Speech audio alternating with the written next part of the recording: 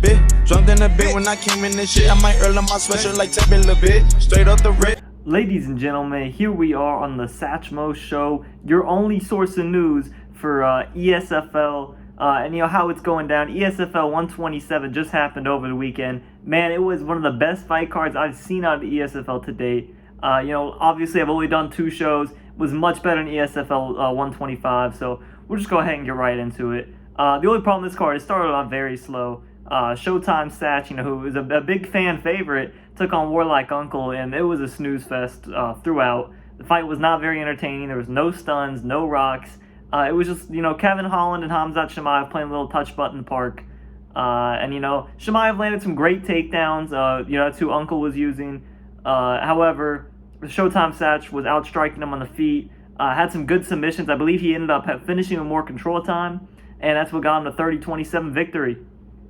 And, you know, right after the fight, Showtime SATCH went out and called out former champion JC21, and it was an amazing call out. We'll go ahead and put it on the screen now. You imposed your skill set. You did everything you wanted to do. How happy are you with your performance tonight? JC21. You absolutely suck.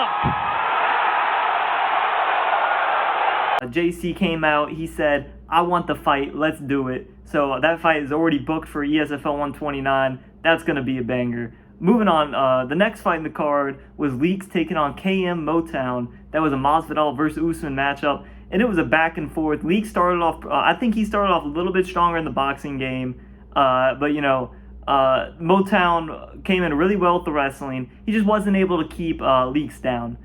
It was about 1-1 going to the 3rd round, but the head damage was too much for LEAXES.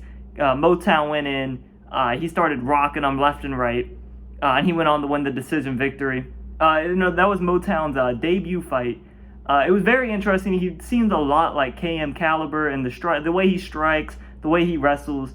You know, you can see that KM camp is definitely building something over there. Overall, you know, pretty solid fight. I'll give it 6 out of 10, 7 out of 10. There you go.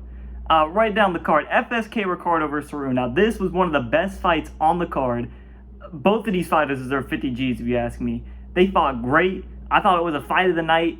And, you know, definitely for the prelims, best fight in the prelims. If you didn't see it, I'd recommend going and watching it right now before I spoil it for you. But overall, Haroon came in there with a killer mindset, was dropping RICARDO left and right, but he got too aggressive. You know, round 2 came around, his opponent was still there, and RICARDO took advantage of his gassed out opponent, went in, knocked him out in the 2nd round. So I think both of these guys' stock is rising after that fight, despite the loss for Haroon.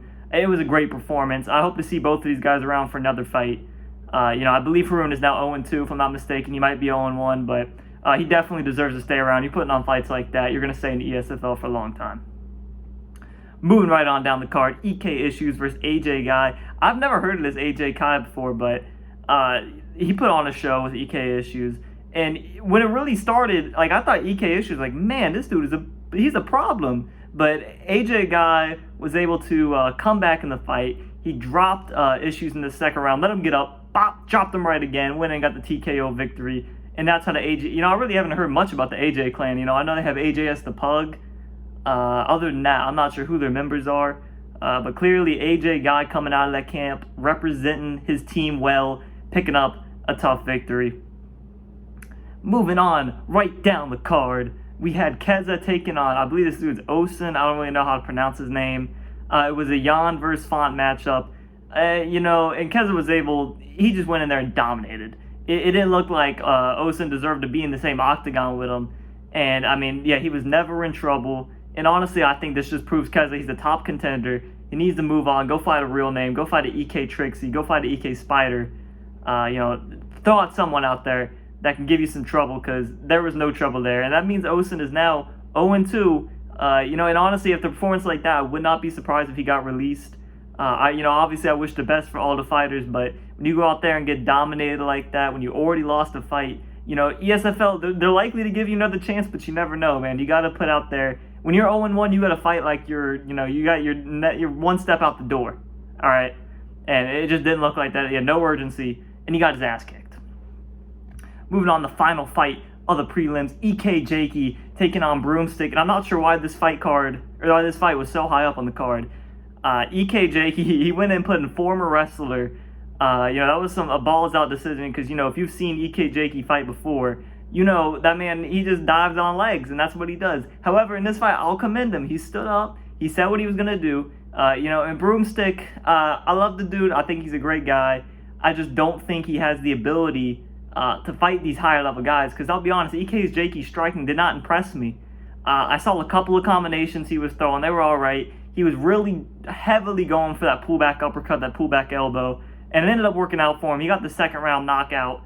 And, good on you, JAKEY. But I do not see that stand-up approach working against any top-level, any opponent who has a win in this organization. I think is going to see right through that, and they're going to turn JAKEY right into a wrestler, which there's no shame in that. That's what you do. That's what you do well. You've beaten me twice wrestling, and I'd recommend you keep doing that because you play with this little stand-up game a little too long against some of these top dogs. You're going to be laying, ass down, face up on the octagon, wondering what just happened. Right on to the main card, though. HARAMBE taking on TMF Genja. And man, HARAMBE was just showing out tonight. He was showing why he's an EK member. Those EK guys are known for their fantastic striking. And I mean, he was out there dominating. He had even a great ground game, which, we have not really seen too much of. But however, Genja was able to come back.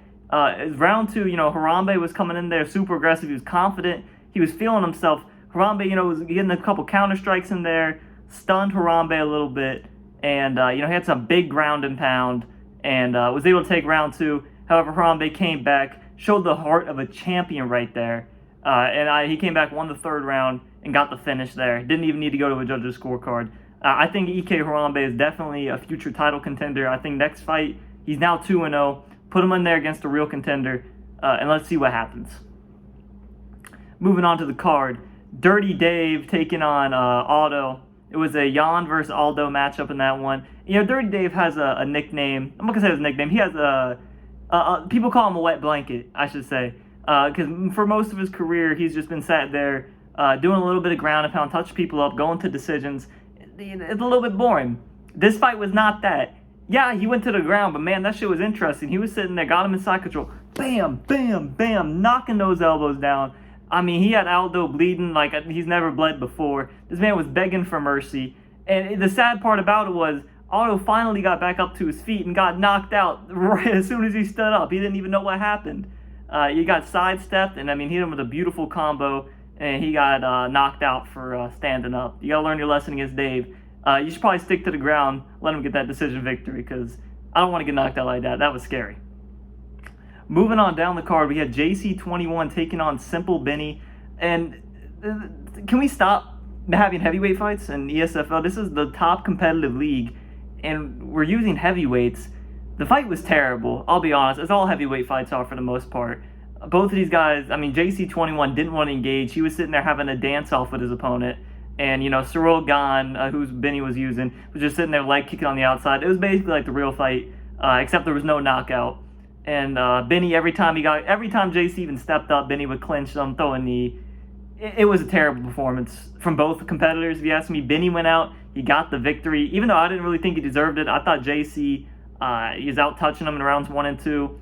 But Benny did have a good round 3, I'll give him that. But that's just not what you want to see. You get a main card spot. You're supposed to go out and perform. These guys, like I said, it looked like they were playing Dance Dance Revolution because they were just sitting there taunting each other from about 15 feet away. And I'm not very happy with that fight. I think both of those guys can do better, and they will do better in the next fight. Or hell, he might be 3-0 and get cut. You never know. You can't be putting on shows like that. Moving on down the card, Blake Tyler versus a late replacement. It was supposed to be T4H Holloway. T4H had to pull out, as the T4H members do. KM Caliber came in there like a champion, and they went for a Conor mirror match. And I saw this, and I was like, oh god, this dude Caliber's about to get smoked. You don't go toe for toe with Blake Tyler using Conor McGregor. He's arguably the best Conor McGregor player in the world. However, Caliber went out there and dropped them in round 1. I couldn't believe it. The fans couldn't believe it. The announcers couldn't believe it. And everyone was going crazy. But other than that, round 2 started. Blake Tyler started feeling himself a little bit, and he just hit him with a laser sharp combination. Got Caliber up out of there. And honestly, like I said, after Gamp gets his title shot next week, I think Blake Tyler is up next right now. He just needs another victory, and he'll be right there in the title conversation. He might be the one to take the belt away from Zayev. Moving on to the co-main position, WEBCAM versus Fadinator. You know, Fadinator was coming off his loss to Zayev, and he went out there, he performed.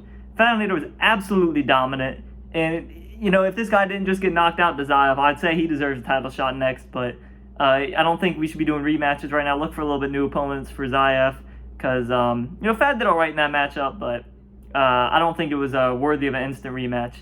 But, I mean, man, he made WEBCAM look like he didn't belong out there. It was dominating. I mean, WEBCAM had a few shots in there, but nothing compared to what Fadinator was doing.